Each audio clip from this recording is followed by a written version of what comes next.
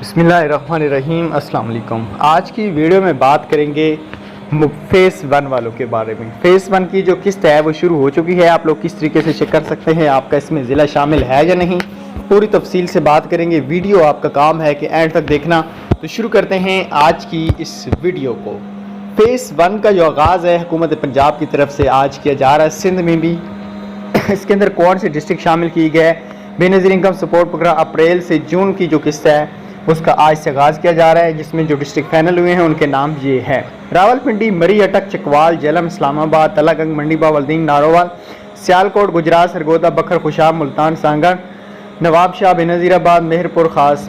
ये सारे आपकी सामने हैं पूरे। अगर नाम पढ़ता हूँ तो टाइम लग जाएगा। ये वो डिस्ट्रिक्ट हैं जिनके अंदर आज से न्यू किस्त जारी हो चुकी है।